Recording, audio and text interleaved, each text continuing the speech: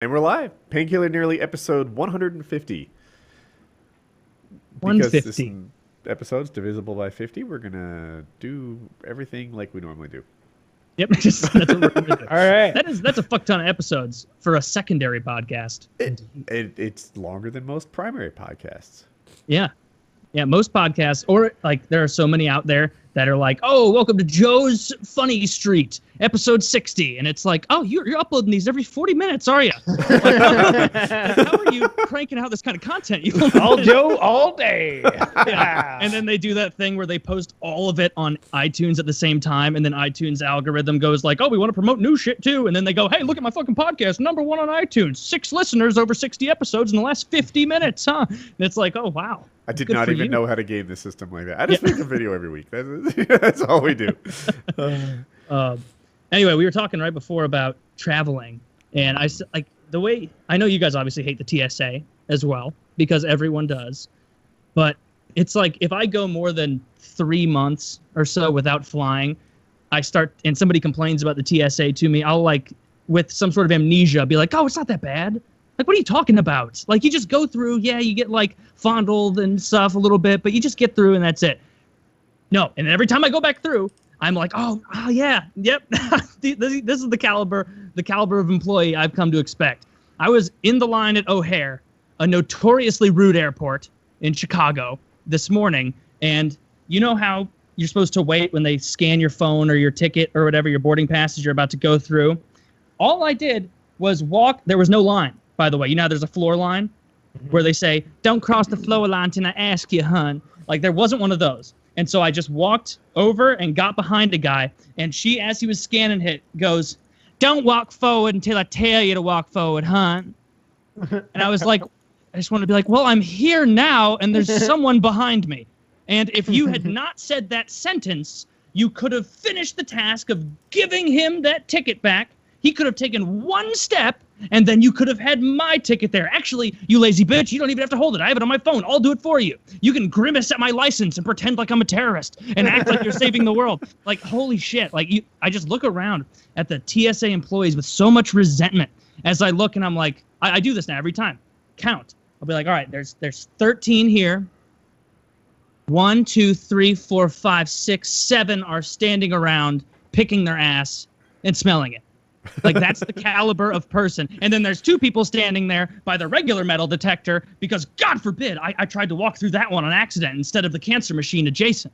And so I was about to walk through that one, and this lady, like, through the other end, like she's coming through the wardrobe of Narnia. I was like, you're not coming through this one. And then I had to walk back around and get in line for the fucking micrometer wave machine. Oh, it was just a bad experience. I just don't think you're in tune enough with the process. I think you need to fly a little bit more. At this point, it's just like just fucking head down. Fucking, I got my tray full of my shit, all my belongings. Like, everything's taken out of my pockets. Like, they're like, you got your belt off, and I'm like, oh yeah, I didn't bring one today. I knew this was coming, sir. Please just let me through. Like I know the bit. Dude, it's a simple process, but it's so simple that they feel the need to be shitty to feel like they're getting something done, is what I'm saying. If they said nothing the entire time, the process would go just as smooth. It'd go smoother if they'd all shut the fuck up and stop talking. I have this theory that, like, when something happens, you know, like, oh yeah, some guy brought a gun into L.A., every TSA agent around the nation goes, oh, for the next 2 weeks, I'm working at half speed because fuck them, I can get away with it.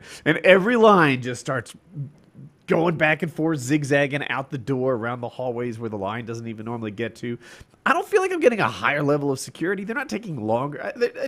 It's just fucking slow now. I don't know what the problem is, but heaven forbid. That thing you're talking about was a strike, right? Like, they did that on purpose. I remember, like, that was like maybe 3 or 4.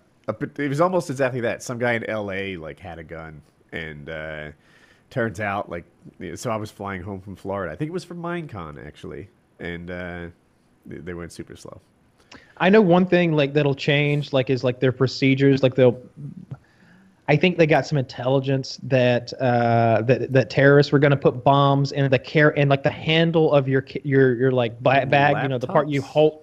No, the part of your bag you hold. Yeah, the part that slides out and you hold in your hand when you're actually dragging your bag. And so, like, they were like, all right, now we're going to check every single fucking handle. And they were like, extend your handles, and they're like swabbing each one, and then like every 8th one gets disassembled with a fucking screwdriver or some shit. And it was like, okay, we're not getting home till tonight. All right, they're gonna look at everybody's fucking luggage handle, and it's not really on them. They're not prepared for that. That's not their thing. But it really should be a private organization, and it should vary from state. Like Atlanta should have theirs. Fucking Baltimore should have it should its. definitely be private, and they should be scored on efficiency and customer service. They should have like a quick little survey at the end where they're like, how was your experience with, McNally security or whatever the fuck? And you'd be like, slow as shit. And then whatever, who did you have? Steven. And then Steven will get reprimanded. Right. You might be right. I have in my head, 30 seconds, I'll get this out. Capitalism is great for most stuff. Capitalism fits almost everything. It's the answer to most of our buying problems. But there are a few areas where it doesn't. People have heard me say this about medical stuff, right? If you've got syphilis, you'll go crazy, you go insane, you eventually die from it. It's a terminal disease, et cetera, et cetera. Curing it is super simple. It's 50 cents worth of penicillin and they can cure your syphilis, but you'll mortgage your house, you'll sell your whatever, you'll go $150,000 in debt. If that's what it takes to stay alive, price is no object because the other choice is death. So you can charge outrageous amounts for 50 cents worth of penicillin. We've seen it with EpiPens and the other thing I can't name. They just jack up the prices because it's life or death and fuck you. Security. Is privatizing security good? You might not get what you want. You might get speed, but what if it doesn't actually keep you secure? What if people become prone to bribes? It doesn't keep you secure anyway. Like, have you ever looked up the stats of like how often they're actually stopping someone and how often people just sneak? You've talked about it before of accidentally realizing like, oh shit, I've got a 4-inch knife in my bag and nobody said anything. Like the fact that you can do, I was so like a little, not so pissed. I was just aggravated by it. And I'm like, I'm signing up for that TSA screening, whatever. So when you can go through, the pre-check, you don't have to take your laptop out. You don't have to take your shoes off. Right. And it's like, wait, so I can just go to this St. Louis office, nowhere near the airport, and then do the same thing that happens that like when you buy a gun, basically they run a quick little background check and then they just say, all right, forever and ever, you're good to go. It's like, okay, so to do that, how does that work? I think you can do it online somewhere, form. But there are places you have to. I didn't do a ton of research. I just saw there was a place that you could, like an office that you could go and get it done. Okay. But I'm sure there are online means as well. But it's like, isn't having that a tacit admission that they're not stopping people in the real one? Like, it means they pre-verified you, right? It does. Yeah, but if you're nefarious enough, you can get a fine background check. Like if you're someone, like if someone really wanted to bomb, they'd be like, Nadeeb, you have never had a speeding ticket. We need you over there immediately. Sign up for the pre-check. And they're like, to save you time, save money. More time in the duty-free shop. Save you time. You'll be able to get to your terrorist bombings much more easily now. I like that better. If he wasn't even planning to blow up a plane, he just needed to be on time to all these cities. I do worry though, like as far as privatizing security, you might not get security. You might get the cheapest people they can hire. Those security places you hire to like monitor your house. Yeah. The places. Come on, literally like different. ice cream salesmen and stuff like that. But that's what you get. You want like concert security. You want the guys you want those big fat guys who like when someone rushes the stage and beats up a rapper. Those guys come in swinging. The airport might those hire TSA lowest bidder. employees. Well, of course they will, but the lowest bidder that can. Maybe there's some federal regulation, right? Like you must be this tall to protect the airport or something like that along those lines. But once they meet those minimums, I mean, that's all we expect, right? Like NASA isn't going out of their way to find more expensive O-rings. Everybody goes to the lowest bidder. Doesn't always mean a bad thing. You just got to meet a spec. It did kill people. If there's a couple companies that do it. Like if there's a couple companies that do the security thing, then pretty quickly, if one of them, and they're getting kickbacks from the airport or for whatever means they get paid. If one of them is going way, way faster, they're a lot more productive. They're a lot more useful for that airport. And that shitty company is going to get replaced by something better. Like if you buy one security at O'Hare and the other security at O'Hare and you replace all the TSA with people who are marginal, like you were saying, ice cream men, I'd take half a dozen ice cream men and half a dozen weekend clowns over there, and then you'd be like, man, these weekend clowns. Well, when you think about it, they have to work a lot. They are fucking clowns on the weekend. They got that gumption. They got that discipline. They're going out late nights. They're hand-eye coordination with the balloons. Yeah, the guy's going. Get him in the game. Is this your ID? Bozo, can you run an X-ray machine? The reason Or the you TSA became a government agency was because 9/11 happened. And your boarding pass is gone. And then 9/11 hasn't happened since. Yeah. Where'd it go? Have a nice flight. I need my passport. I'm fucked. You are fucked. It's Open gone. the passport. This isn't mine. Where's my picture? It's been removed. Open your mouth. I'm never going to get to Egypt now. That's what we need. I'm on the weekend clown and ice cream man thing.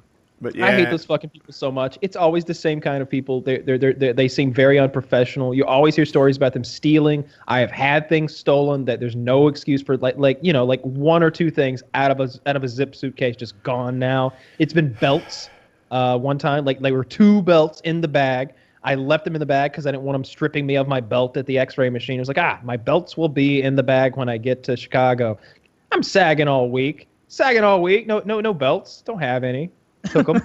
Bastards. They were stolen. They were Pilfered. stolen. Took my Calvin Klein belt and my whatever Walmart Have cheapo you ever belt. had the unfortunate event, I guess, of when you're just walking through and they're like, all right, you've been selected for additional screening.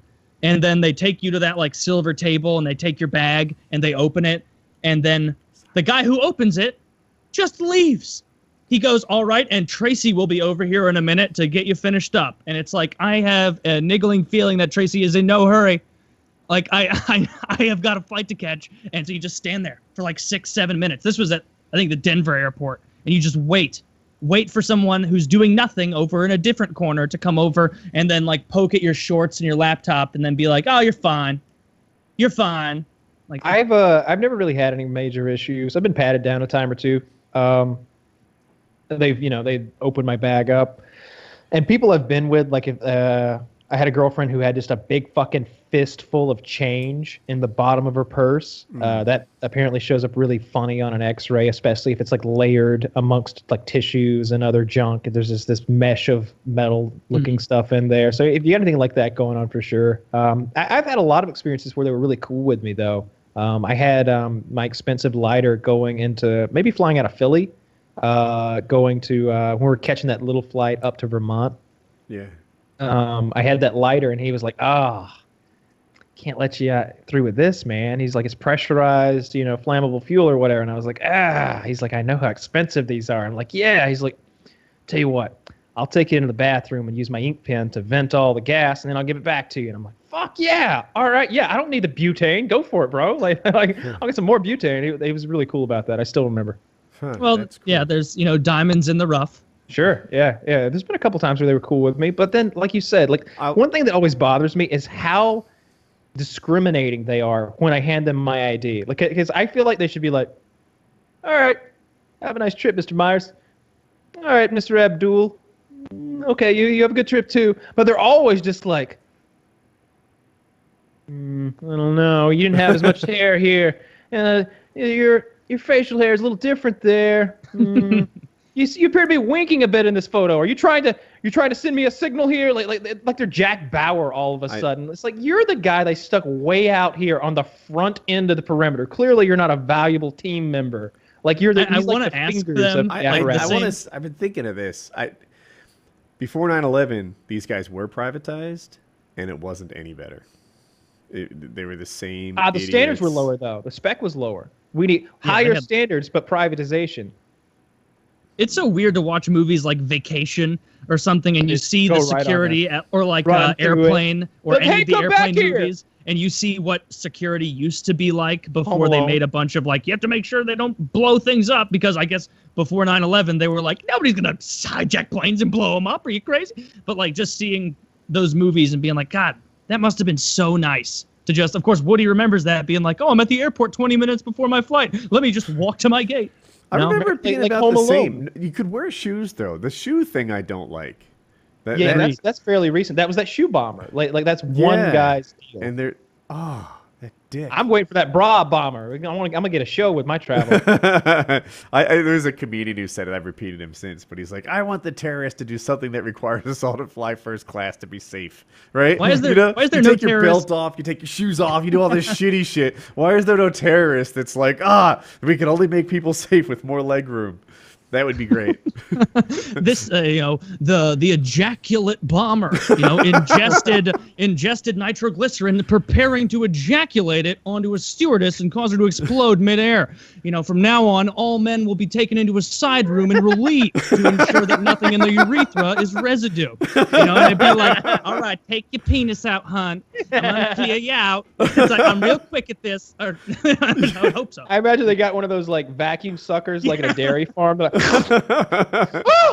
And then, There's runs it 18 of through a us in a row, all getting, oh yeah. Like we're all hooked all up. getting milked like dairy cows. Staying close to one another now, shoulder to shoulder. Meanwhile, auto blow stock goes through the roof. Oh.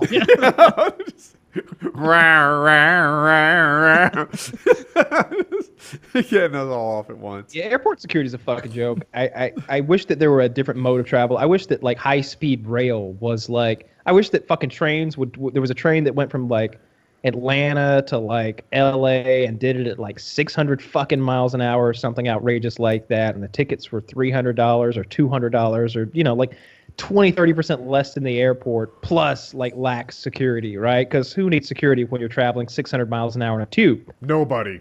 Yeah, it's not like we're in the air or something. Like it's not like you could sabotage it with a like big wheel.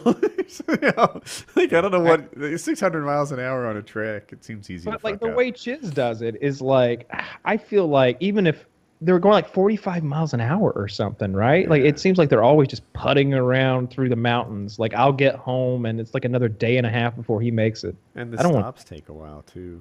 They're That's building a hyper train to Chicago from here That's, that I think is going to cut it down, like to be half as I much. hope you're right, but thus far all those trains are imaginary.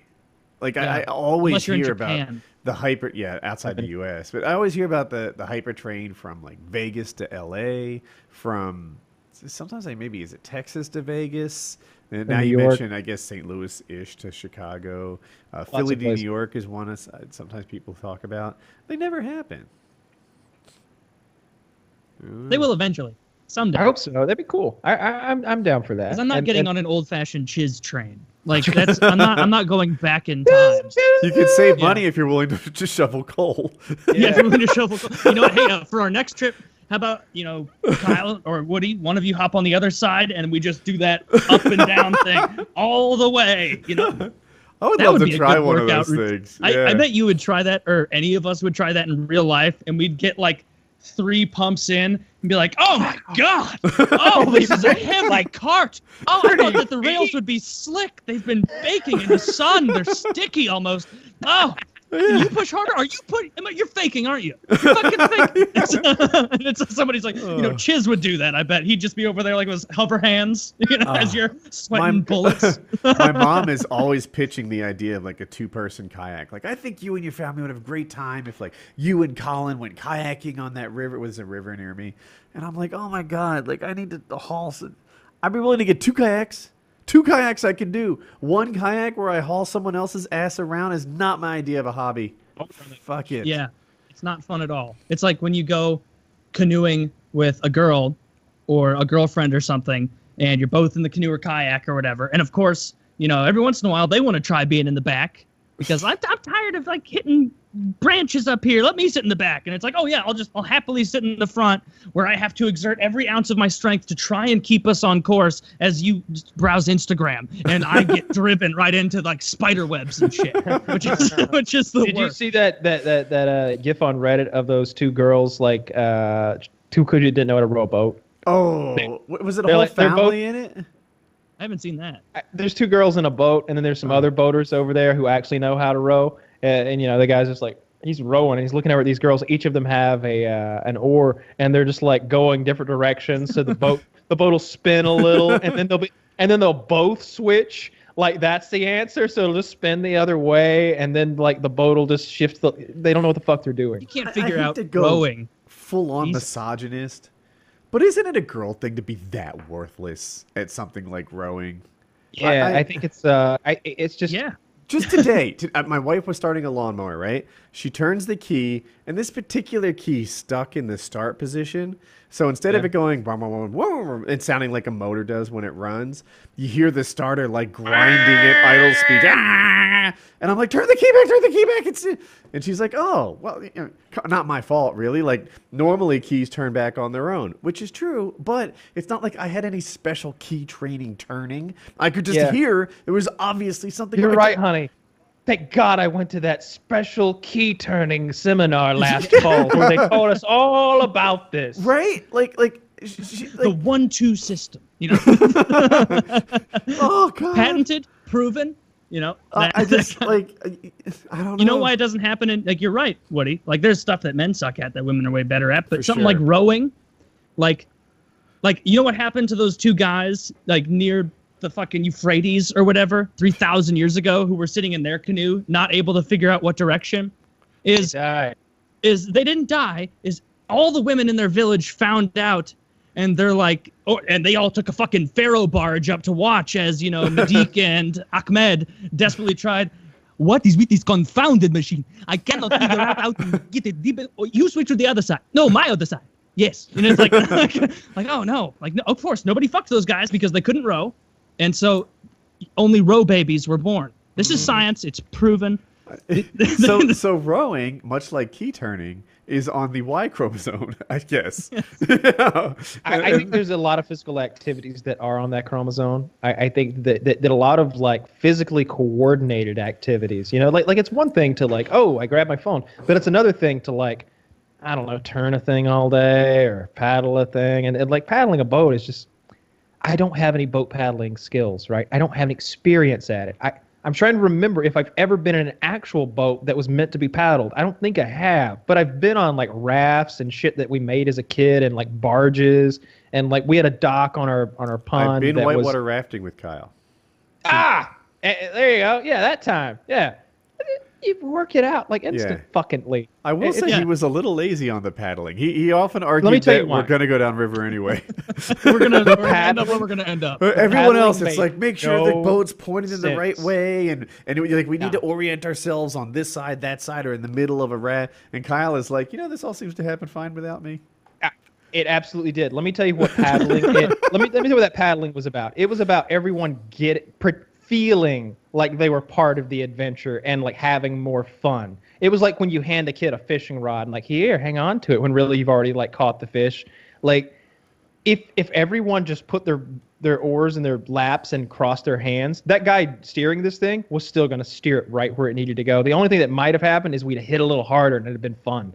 I was thinking like let's fucking, instead of guiding this thing perfectly through this maze, because this guy's done it 30 times, let's go fucking sideways or backwards. Let's hit this thing and capsize this boat and roll it. Like, it doesn't sound fun. Capsizing doesn't. No, I'm telling you, I wanted violence. I wanted like when Chiz flew out like right away. I was like, oh shit, we're gonna have a good day. Chiz fucking got ejected like 15 minutes in this thing. Like literally, we get in the water. And I was like, oh, this is going well. Didn't get too wet. Just like my ankles and a little above got wet. My pants are fine. Like the spray is like welcomed because it's hot. Lazy paddle down. This chick is amazing. Navel hair and all. Hair everywhere. Tufts of it. Big hairy tufts of it. And then all of a sudden fucking Chiz gets boom, like bounced out. And he's like in the water, like reaching up to us. And we're like, dragging him back in. I'm like, now we're going to have some fun. That was the highlight of the day. That was the highlight of the day. Later on, we walked under a very cold waterfall, or some people did, and then there was some sandwiches to be eaten, and then there was a tiny little hole that everybody swam into, and they came right out the other side, and that was the day. Have you ever, when you were rowing, Woody, you said you hated those two-person rowers, like you're floating a river, like not a rapid, but not like a lazy river, like a reasonably speeded, whatever you'd say, river. Sure. Like when you're Swift. I hate a swift river. I hate that when you have a chick on the front and you're in the back, obviously rowing, and you don't want their help because they're not helpful. And so they just will lean back and you'll be, rowing hard or whatever, trying to make it around a turn. And they'll be like, just relax. You're stressing me out. And it's like, I can't relax. The only reason you are able to relax and we're not in those spider webs and cottonmouth branches with snakes is because I'm doing this. You want us both to do it? You want to? Because right now I'm the guy paying all the taxes, like, and you're I'm paying the piper over here, and you're going, why don't you just relax, man? You know, it's gonna be fine. I've never picked up the oar, and I've never had anything wrong. And it's like, no shit, look behind you. Like oh, anyway, I don't know why I thought of that. I enjoyed that. I would like to go when it's really scary. I want to do things where there's some small risk of death. Frankly, like I want there to be a little risk of death. Like not like, oh yeah, this is the third trip out today. We lost someone this morning. Like I don't want to go to like war in Nicaragua or anything. Like we don't need that. But like I want rapids where people drowned last year. I want rapids where like on skydiving. That seems up your alley, kind of. Look, the thing about skydiving is I think there would be a lot of buildup of fear, and then there would be a big adrenaline dump, and then I think that would be it. And I think it's a lot of work to get to that. But I don't think there's a lot of fun to be had between the initial adrenaline dump and the ground. Like I remember that Power Rangers movie, like when I was a kid, and like all of them jump out and had a different X Games style thing on them. Like one guy snowboarding to the ground. They're all like doing crazy shit in the air, and it's just like, yeah, I guess if like every weekend you went out with your Power Rangers buddies and you all like, all right, man, let me put on my skyboard, and like you all did a cool thing and videoed it, that'd be neat. But like, how often am I, after I go through the rigorous process of getting certified so that I'm not attached to some other guy faggot style, quite frankly, am I even going to enjoy this? Like, am I really going to be like, all right, let's get the gear on, time to go out again, and like drive off to an airfield and jump 2 or 3 times a day? I need jump buddies now. Like, nah. I think the fun to weight ratio, weight isn't WAIT, is not very good in skydiving. Like they enjoy themselves for 180 seconds, and that takes like 2-3 hours to make happen. You know, if you drive to the airport, you wait. They need a big enough group, so they're not going to take the airplane up for one guy. And you talk about doing something near death. I showed it to Taylor already. Can I show you my paramotor acrobatics video from like 2 days ago? It's the top link in the group call. It says new video by Woody's Gamertag. Yeah, I'm watching it now. I thought I did some pretty cool shit in it. Yeah, it's really cool. That's the most intense, or of what I've seen you do, that's the most intense thing. Yeah, I just kind of got better at it. It's windy up there. It was pretty smooth, but I'm up there like flipping around. About 2/3 through it, I get really upside down. I think I'm about to. Oh, that's pretty cool. Yeah. Oh, yeah. I see that. I had to ask Woody while I was watching it, like, is this like a blind panic, or are you trying to do this? Yeah, because if you don't know how to do this, you don't know. Honestly, like if it zoomed out and there was a big funnel cloud near you, I'd be like, yeah, it's about to suck him up any second now. Like, because it looks like you're being whipped around, like out of control, and like you're just trying to like not die. Yeah, it's hard to know what you're looking at if you're not doing it. And I know it looks cool though. But yeah, they're called wingovers, and basically it's me like turning, getting upside down, and then swinging back through like on a swing. It's I don't know. I did it. I've been doing it for a while, but without getting too deep into paramotor talk, I was having this issue where I build up too much energy and I have to spiral out, just to get back under control. And this is the first time where I was able to get into like decreasingly smaller wingovers and have control the whole way through, and it was a big breakthrough for me. So yeah, that's excited. That's pretty impressive there. I like that.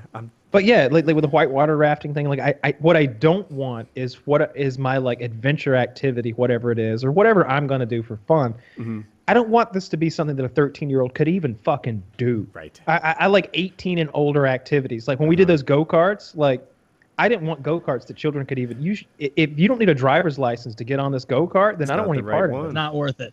Mm-hmm. It's really not. I don't want any part of that. I want some adult activities where it's as unadulterated and hardcore as they'll allow the general public to do. And if there's some way I can be like, hey, man, it's me.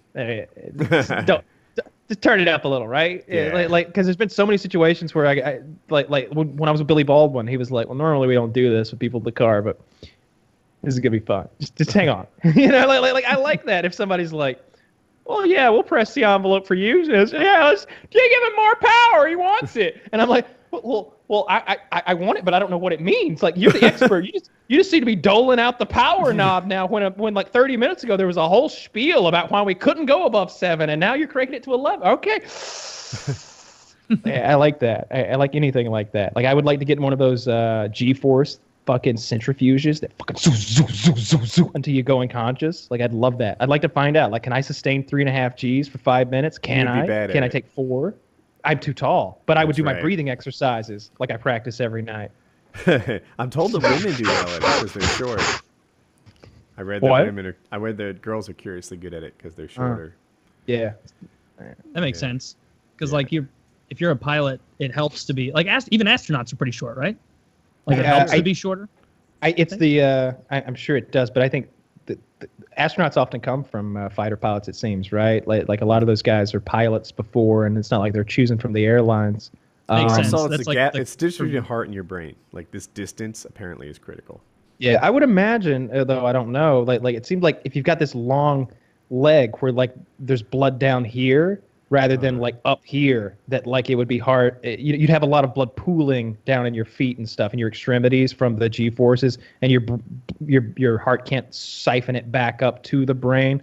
So I see them talk about, exerting all of your muscles, like I think Richard described, starting with like your toe muscles and like slowly like compressing it back, so you're squeezing that blood back up into your heart brain area, and that's what compression suits do. Those as those guys pull more and more G forces in their fighter jets, they're wearing a suit that, especially on their legs, I know is crushing their legs, like that blood pressure machine at Rite Aid. It does that, but their whole lower body, I know for sure. Maybe their upper body, I don't know, but it's squeezing that blood up in there and letting them maintain consciousnose. And getting a random erection could be a life or death scenario. Yeah. You don't want to get too excited. I need that blood. Oh, you see guys in pornos where you're like, that's got to be like half a pint, right? Like. He's got to be running low at this point. Like if he had to like stand up too quickly, he'd just fall over dead. Yeah, I have no idea how much blood is actually in a dick. A cock. Yeah. Like, I would imagine that it's not like as much as you would think. Oh, it is. It absolutely is. It's a balloon. The spongy tissue of it would be like super good at absorbing. Start with your bare minimum. Your George Costanza just stepped out of the pool. And then take your maximum and then calculate that volume, right? Because it's not a balloon full of There's blood. Like this much blood there. It's like, or wait, no, you just wouldn't you just compare? Would you just like dip your flaccid dick in some water and then dip your erect dick in some water, and would that tell you how much blood is in there? Yes, it absolutely would. Yeah. Oh, Copernicus over here, figuring shit out. Well, if one simply places your penis in the water, you will measure the amount. That's what I thought they were doing in Fargo. Yeah, I don't know how you guys were able to pick up that he was peeing in it. I thought he was measuring dick volume. Yes, he had a very small dick. That's why no water came out of his side. Yeah. Really finding the volume of my penis, of course. That's why he was able to do it in a coffee cup. Yeah. Did you guys watch the finale of that show? Yeah, I did. Yeah, I didn't like it. I didn't like. So here's one thing I need to know though before I can really fully judge it is, they always have that thing where like, this is a true story, and then they fade out the part where it says this is a story. And I realize that this is loosely based on some true events, especially there at the end. They're like, Mr. Stussy was blah, blah, blah, $200 billion allegedly, et cetera, et cetera. I need to know how true this is, and then I can know like how bad of a job they may or may not have done with the writing, because I didn't like the direction the show took at the end. But if they're just sticking to the script, as in if they're just depicting the actual real world events and as they more or less took place, although it's clearly very fluffed up, there's crazy shit in Fargo, then I could get on board more. I'm just wondering, I'm trying to think what it was about the ending that I didn't like. I liked. Obviously, it's a bit of a spoiler. I think you didn't like the shooting thing. I thought I didn't like how the shooting played out. I thought I thought this was your climax, or at least to me, it felt like this is the big moment, the big shootout, and I felt like it was almost like No Country for Old Men, how it takes place off screen almost. Like, you didn't see the gunfight. It took place off screen. You saw the lead up to it and the aftermath, but you didn't see it go down. And then, what's his name? Vargas? With a V. What's his... Varga.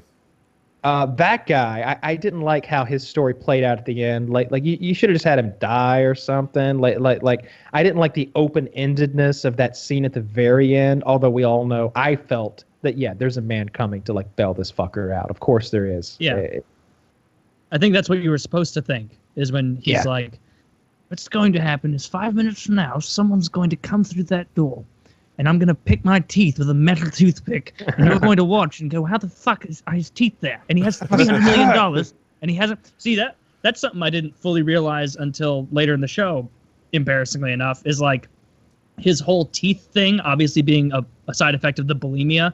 Like, at the end, when I heard how much money they'd made, it was like $300 million or something ridiculous. Yeah. I was like, oh, so this guy, it's honestly just an intimidation tactic. And what the fuck can this guy? What is this guy capable of tactic? Keeping his teeth like that. viewed it differently. And also, think- it's about I him being think- the wolf.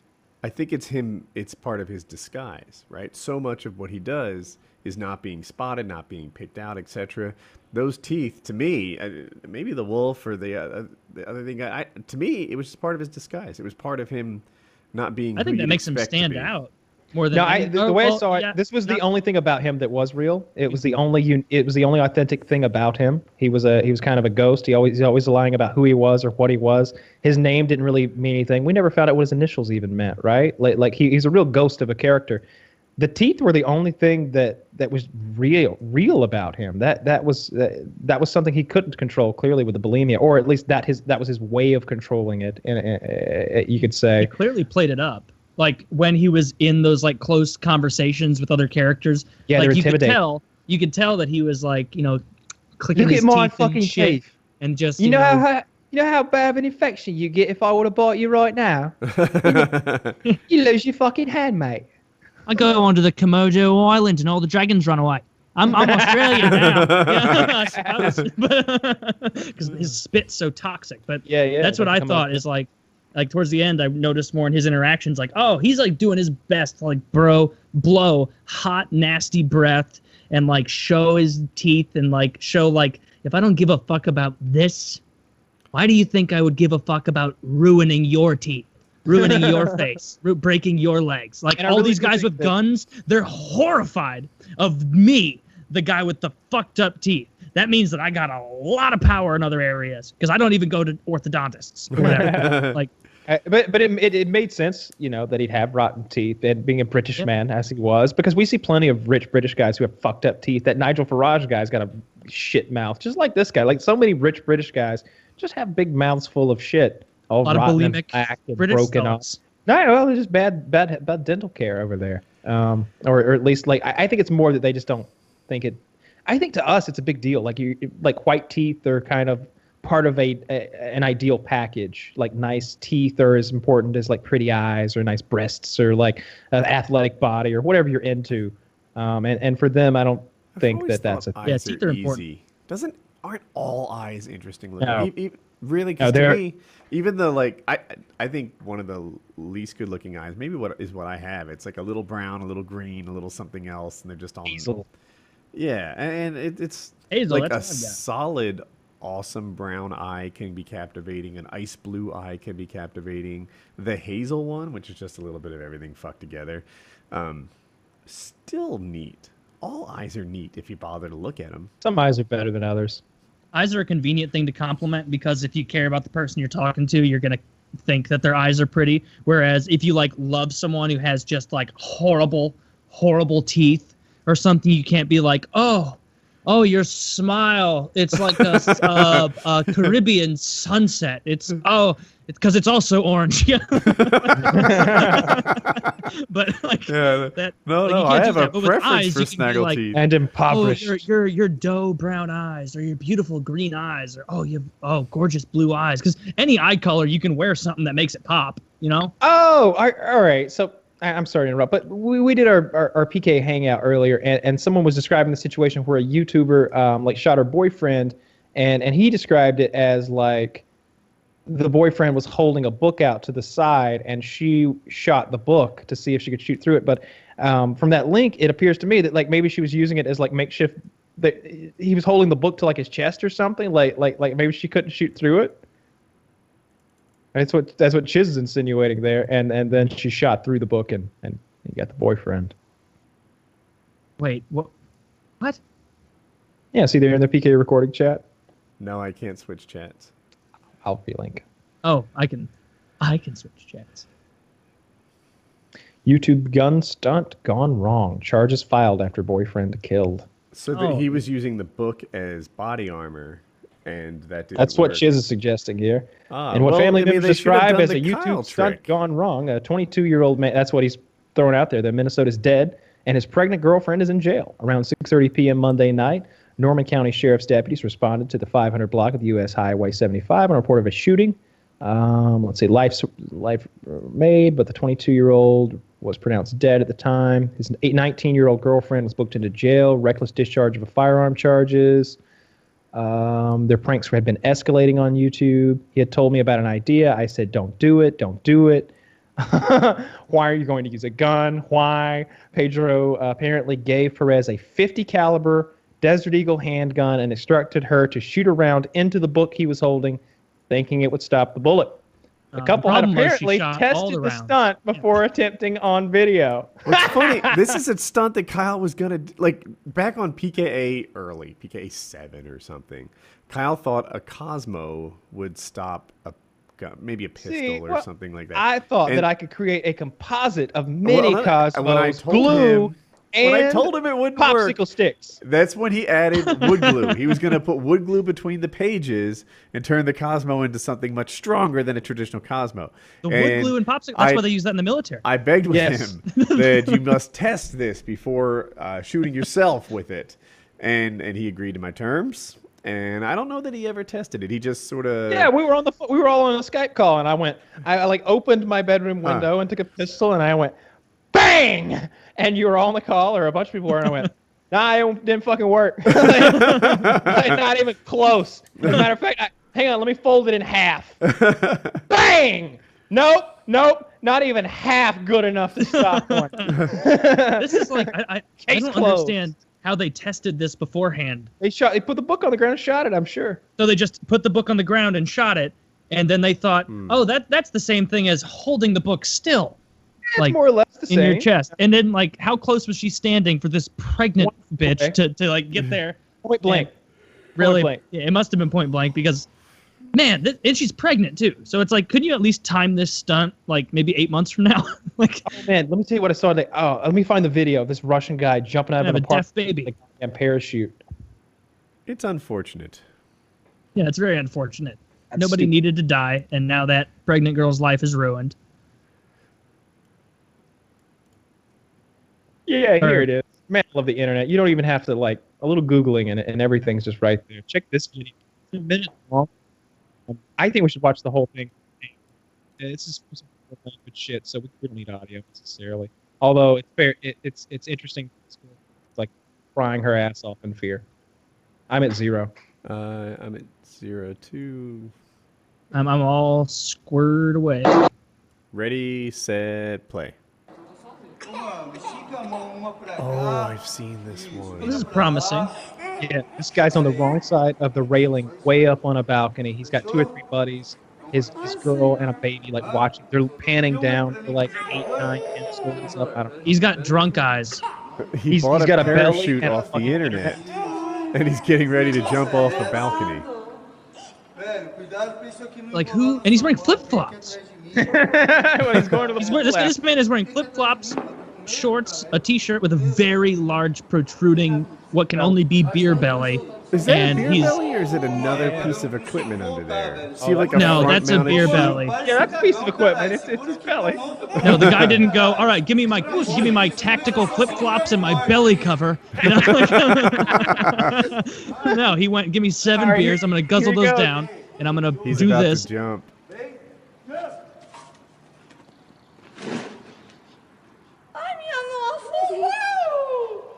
It opened.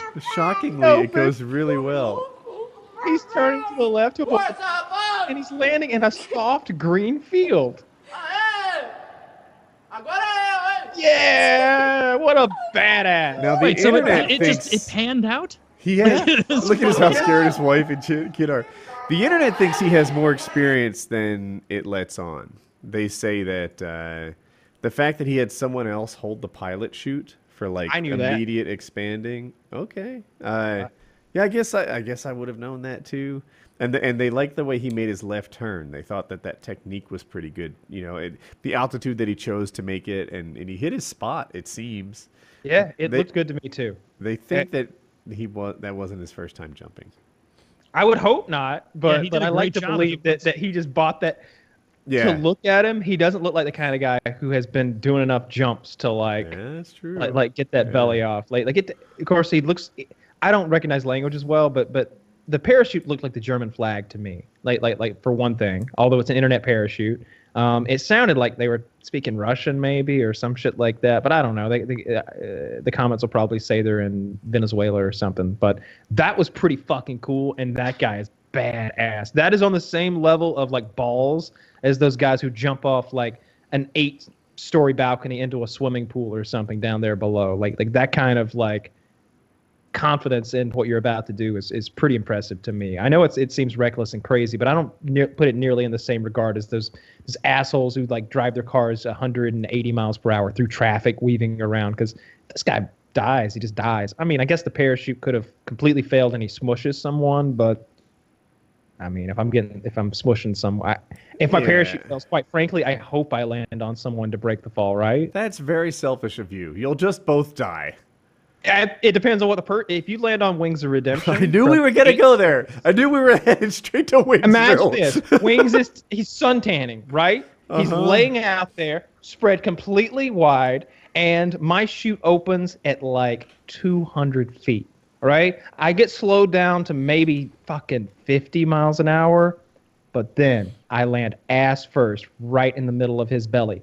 Just curled up, sliding in ass first, just right. Now wait, just hear me out. What if he currently has like a MRSA boil or something as an exit point, right? So you could hit him and he would work kind of like an airbag, right? Where all his insides would just come bursting out of an enormous pimple.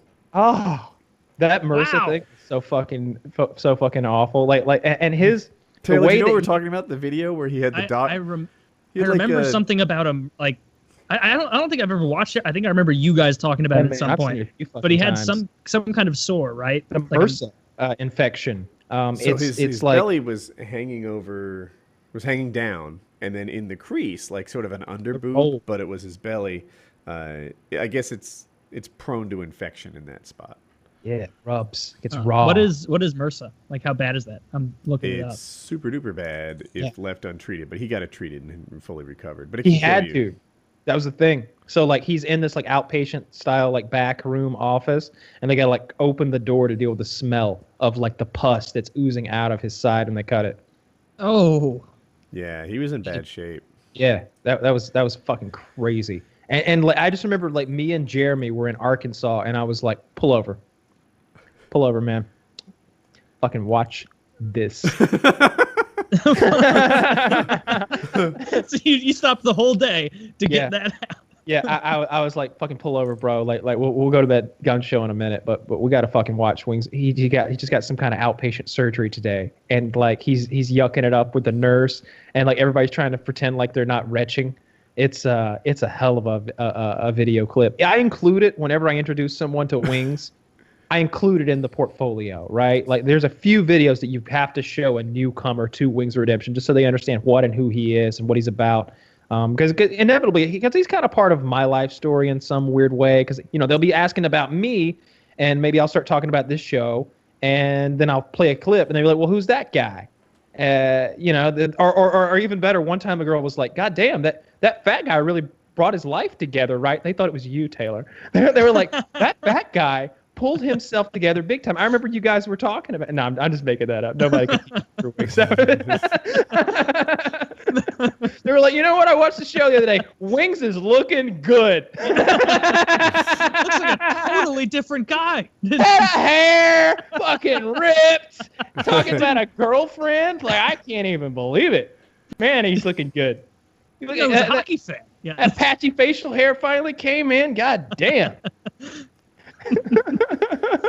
I think the more likely thing to you trying to land on wings in a sunbathing is that your pelvis, in addition to his rib cage and spine, are immediately shattered, and then you have to do some like two kids in a trench coat to drive yourself to the hospital, like utilizing your legs and his upper body or something like that.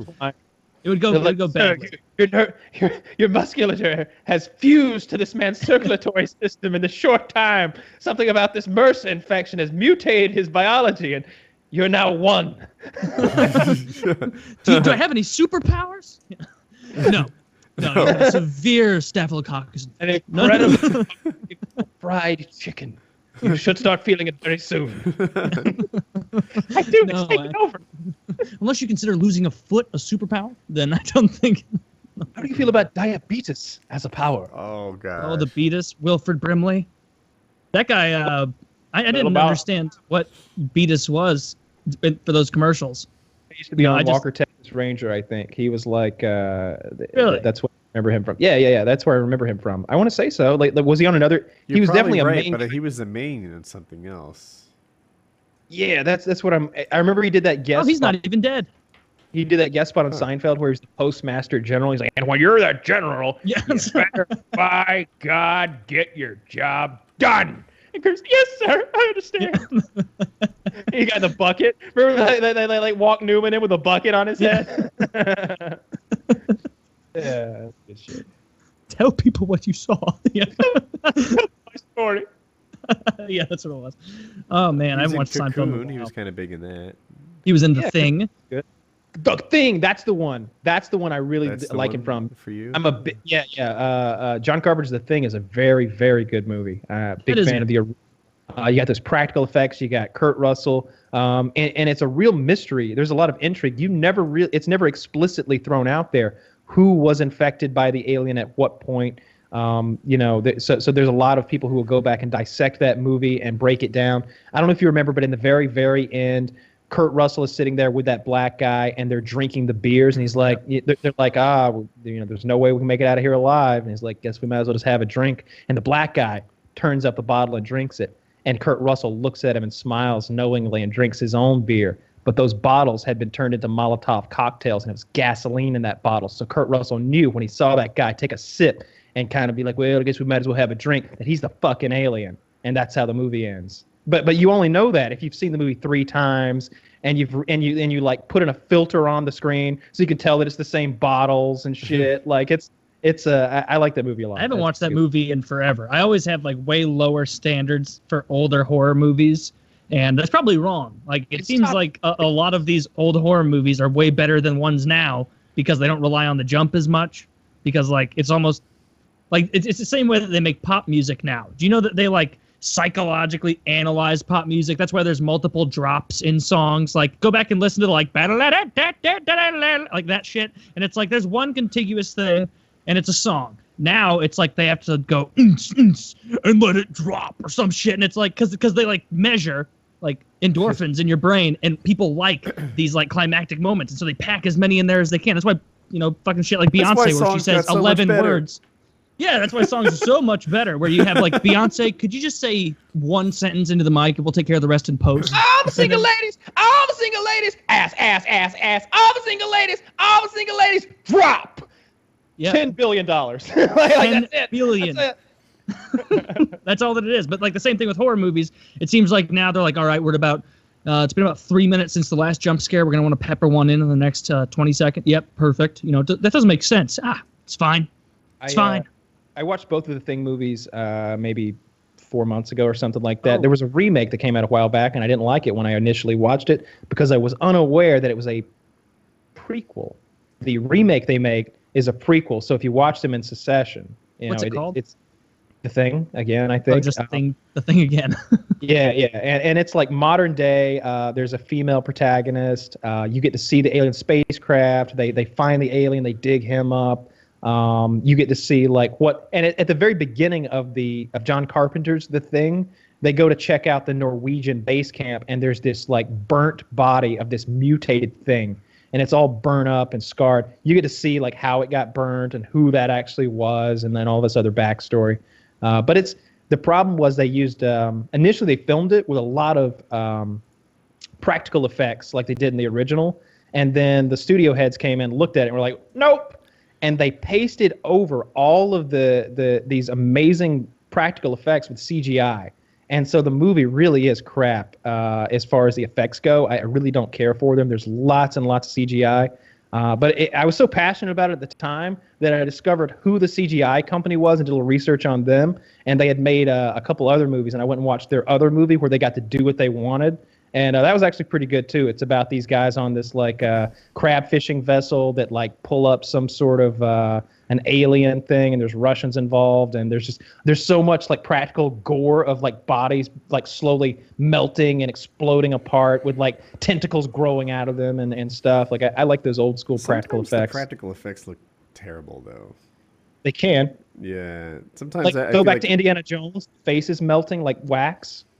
Garbage by today's. But if you go back to Alien, you go back to the original Alien, the shit out and of me you've when I got was KY 11. jelly. They were achieving that effect with like a fucking puppet and KY jelly, and this thing is, and it's just that's so fucking. And that tail is all puppetry too, as it like goes between the lady's legs in the symbolic rape scene. The practical effects can be really good, but if they're not done at a top tier level, like CGI. The audio one, like you know how like audio effects. I know I've known for so long that the sound of Uruk-hai in Lord of the Rings were wild horses or horses, like they're like and like shit like that. And then I was watching Planet Earth 2, and it was like these wild stallions are about to engage in a match. The winner will have access to all of the horse pussy at this watering hole. and so like this like big white horse comes in, and there's a big brown horse or something. They start duking it out, and like the way that their sound is, it's like I close my eyes and I think that I'm at Helm's Deep, and they're like banging their stick. It was so similar that it was they bite, but it looks like the main thing they do is like hitting slam into one another and then try and do like little turnarounds and then like a kick at their opponent. Do you ever watch animals fight and get aggravated at the flagrant lack of coordination and be like, if I were that horse's brain, no one would ever come steal my flock, because I'd be able to be like, oh, look at that, a male horse up there. Well, let me just pretend to be eating grass. He's a shameless horse, so he'll just run at me and try and take me off guard. Oh, and you're kicked in the head. Oh, you've been outsmarted again. Dead. Next to the other 3 idiot male horses who tried the same thing this very morning. Even better, right? Add a little trickery to the animal kingdom, because they haven't figured that shit out yet. Just submit to the other male, turn your back on him, and kick him in the head. No, because the women horses are so stupid. By the time my ruse will have been completed, one of them is going to be getting fucked. I'll kick them too. They're notoriously there's enough chickens to go around. Yeah, they're very fickle. King. No, there's no chicken. Like, there's not enough. Dude, I've been wanting to watch Planet Earth 2 so bad. I watched all of it. Chiz and I were talking about TV. I want to watch it in 4K, and I have a 42-inch 4K TV, but I need a big TV. And Chiz and I were looking at. What's the budget on this thing, Kyle? Right? I don't know. That's always the question. I don't know what it should be. I'm not up to date. I don't know what it should be either. All right, so here's the deal. The cheapest of the cheap on this website that Chiz and I were looking at today is $1,500 or $1,600. Free shipping, no tax. Size? 75-inch 4K TV. That's a lot of TV. You start reading the reviews, and the contrast is really poor on it. And it's like, if we want to step up to one that doesn't have scary reviews, it's like $3,000, which is still less than I think than what I paid for my current TV.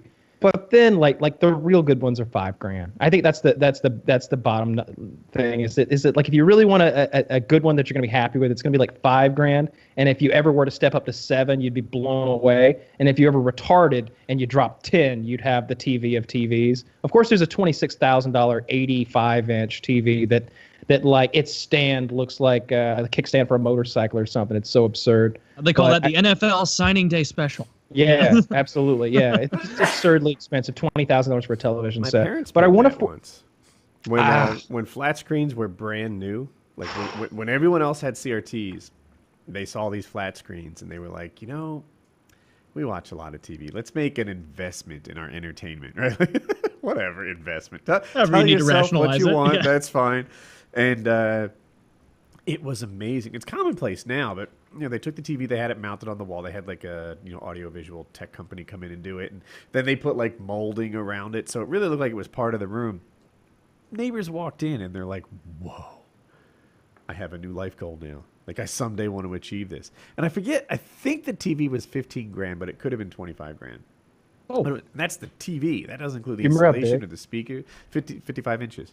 dang. Yeah, and Those are so cheap now. Like I have this thing about wanting more than 72 inches because that's where I am now. I don't want a smaller television than I currently have because I really like the way it like fits in that room and the distance that I'm sitting from it. It's ideal. It really is. I love it. But those 65-inch 4K TVs, like the nice ones, are like $1,500, $2,000, stuff like that. Like it's only when you make that jump above 65 inches that it really gets outrageous into like 3, 4, 5 grand. projector. I looked recently, and I To was those like, two? "Ooh, projectors have gotten cheap." You know, we're talking about $2,000 4K projectors. I looked at it, and they're all like I mean, fake lumens. 4K. It's like it said 4K in the description. Then you look into it, and it's like 720p, capable of receiving a 4K signal, and then But downgrading not- it to a shitty 720 output. And I'm like, "Oh, well, that's." I was not looking at those what I'm looking too for. because that's part of the thing. It's like, all right, so we're gonna have to. At some point, you're like, well, if I'm gonna get an $8,000 fucking TV, isn't there a $10,000 movie projector where all of a sudden I could charge fucking ticket prices to bring people over to see this thing? You know, some 100-inch 4K, 67,000 lumen deal or something. And I think that's the deal, right? Like you've got resolution and then the brightness, the lumens that it puts off, and it seems like if you want 4K resolution and I don't know 8,000 lumens or whatever a good one has, so that you don't have to be in a cave to watch it, then it gets really Dude, pricey. but you're in the time period right now that Woody is describing his parents purchasing that Are TV. we? Like, yeah, we are. Like 4K is so new. 2 years from now, that TV that you see for $3,000 is going to be $700.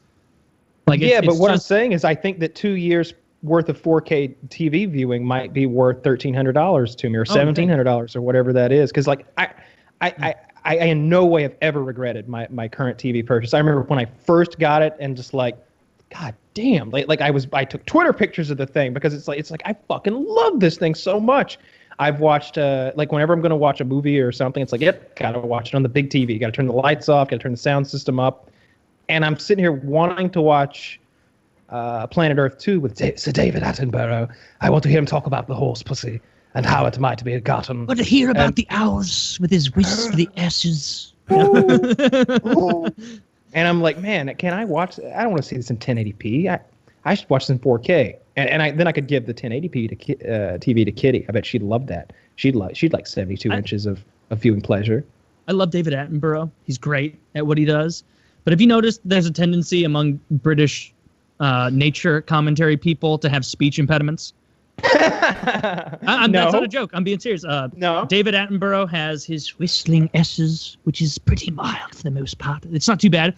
But there's this other guy I was watching, like some bootleg shit. Like I finished Planet Earth, and I'm like, oh man. And then I saw like Nature's Craziest, by the BBC or whatever. And I'm like, that's probably pretty good. And I watched it, and this dude with like, who could not pronounce his R's was like, and you'll notice here the crocodile swims into the lake, and he immediately notices a snapping turtle, and it's like, ow! Just like, this is so much worse with than the a Whistler. snapping turtle. With a Yeah, snapping turtle. David Attenborough is my favorite. I really Behold the dig majestic crane, and it's like, not Boy. anymore. Yeah, Marriage. yes, I it's like- that guy. I like him a lot. I like David Attenborough. I like hearing him, talk about animals and shit. And I remember seeing the first clips of Planet Earth 2. That lizard escape from the snakes is really good. And I was like, oh man, this is really a different level of nature documentary. This isn't the Wild Kingdom on Discovery Channel when I was 15 years old and like we'll just watch some lions eat a zebra. Like they're putting a narrative together. They're embedding with this family of zebras and giving you a real inside look and like you're starting to see the personality of these animals and like how they tell a little story for each little group of animals, and it's great. And I like David Attenborough. Yeah, I can't like skip the 4K. Just start watching. You'll like 3 minutes in, you'll be so into it on your 72-inch TV that you'll forget. You'll forget about needing I think 4K. I'm gonna put it off because and see the other thing is I see that 4K, the HD the Blu-rays there. You know, the 4K Blu-ray, whatever you fucking call them now. They've went through 3 different Oh, that transitions at this. exists now. There's a 4K Blu-ray at last. Oh yeah, oh yeah. You- That's how for I watch sure? 'Cause everything. I haven't looked in a while, but there didn't used to be a 4K Blu-ray. Will it play my HD DVDs? I'm almost 1,000% sure on this. I hope I'm not wrong, but yeah. You might be right. I could be out of Yeah, date. I think you play it on the Xbox One. I think my Xbox One plays 4K DVDs. Oh, you're right. It's a Ultra HD Blu-ray player. Yeah, so they're always calling it something different. You know, I remember when DVD is 720p, and then Blu-ray is 1080p, and then Ultra, whatever you just said, is now 4K. I think. Did you say that your Xbox One can play Ultra HD? I think so. I'm not positive though. I think so. I know I put my 4K disc in my Xbox the other day and watched it on a 4K TV. It looked real good. I'm not 1,000% sure that I wasn't seeing some upgraded or downgraded thing. So do you have an original Xbox One, or do you have like? I don't know. Okay. It's a newer one. It appears that the Xbox Scorpio is going to have it. The Xbox One S. But I got my Xbox One on like opening day, and it wouldn't have it. But in any case, that's the plan. I see. I saw that it was there in that 4K ultra resolution DVD for like $25, and it's like that's how I'm going to watch Planet Earth 2, because I'm never going to be able to stream it in 4K either. Like I've got a 4K TV, I just can't stream to it, and it's a 42-inch, I think.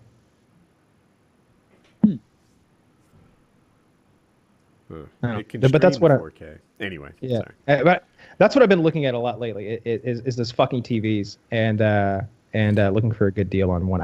I looked at used TVs, and then I go through this weird. I'm like, I know The what elevator, the purchasing elevator. Yeah. You go up and I'm like, down. maybe it. there's a refurbished one, and then of course I get like I end up bound to that $1,500 like ultra deal that I found it's Sony, that Sony TV. It's $1,500, 75-inch 4K. It almost seems like you should. Who cares about contrast, right? It almost seems like it'd be worth it just to, but that's a bad idea. That's a bad idea. I can't do that. That's stupid.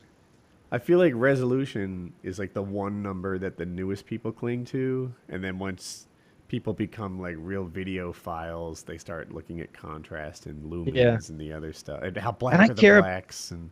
Yes, and those things matter to me because I'm not buying this thing to watch like Tiny Toons. Like I like in my head, I'm like, oh man, right away I'll get fucking what's that Laurence Olivier movie in the desert. All of the stuff that's been filmed in. Lawrence of Arabia. Yeah, Lawrence of Arabia. Yeah. I would get that movie. I would get Apocalypse Now. Old movies. Yeah. Well, that one's filmed on film. That resolution is infinite virtually. So the 4K restoration of that would look amazing. It would look really nice. Or you'd just be like, that guy has a watch on. Like, they used the same background. lens. They used one of the lenses from that movie in Hateful Eight. They took that lens off that camera and put it on the Hateful Eight camera that filmed that thing. Well, definitely got to think about it. That's a lot of money on a TV that I think you're gonna not like Planet Earth anymore because it's so. It's 4 times the resolution. And where are you watching it? That's the other question. You're getting it on Netflix, in a dark right? room. In a dark room. How are you getting? How are you obtaining it? Oh, that's what we just talked about, right? That DVD that I want to get off DVD. Amazon. Okay. Yeah. I would want maximum resolution. Yeah. Because here's the thing. No stuttering. Everyone says like, oh, 4K versus 1080p. You can hardly tell a difference. 1080p is so good that when you get to 4K, you can only get marginally better and still notice it.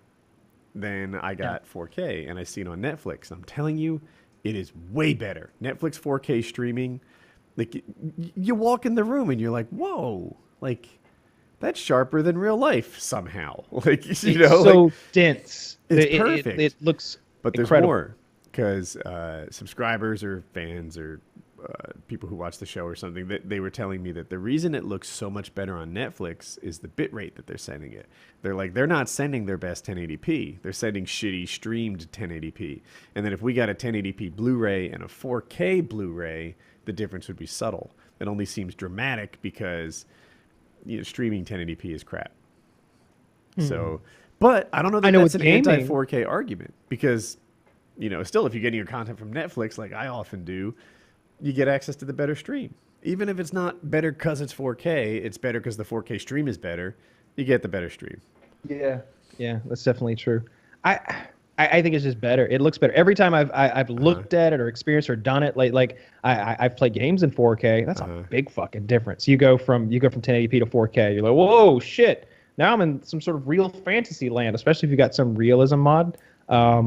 We should probably end the show soon. But I was watching Jack Fragg's video a couple days ago of Star Wars. It's Star Wars Battlefront 2. And it's he's using I think it's called a realism mod is what they've got on. Just let's watch like a few seconds of this. Star Wars Battlefront 2 realism mod. Yeah, just like this. This looked so good that I was like, okay, I got to go get my 4K monitor, bring it up here, plug it in here, and I got to watch this video, just this one, in 4K because I was watching it on 1440 and I didn't feel it was doing it justice. Huh. PKA big screen. For me, it's I don't still have anything that queuing. views 4K. Yeah, I mean, you can watch it on whatever you've got, and you'll still. Are you at 0 or something? It looked like the link you gave. No, I just let it play 220, from where right? you sent it. Yeah. You can play it at any point in the video. Like you could start from the beginning if you want. Yeah, it does look really cool. It's done. But that looks so good. So there's definitely It a looks difference. good. Yeah. Yeah, Yeah. the trees look cool. I believe there's a difference. And I believe that A perceivable difference, I us think. and the people who watch this are probably the kind of people who might care. Like your father might not care as much, and my parents, but gamers in particular, we're used to caring about improvements that other guys might not notice. I don't know if my eyes can see in 4K. Well, you'll never know. I'll never know until 2 years from now when I purchase one for $800 and it's 70 inches. And then some LASIK for $1,800, and and I'll be all set. Yeah. 3,500. All right. PKN episode 150.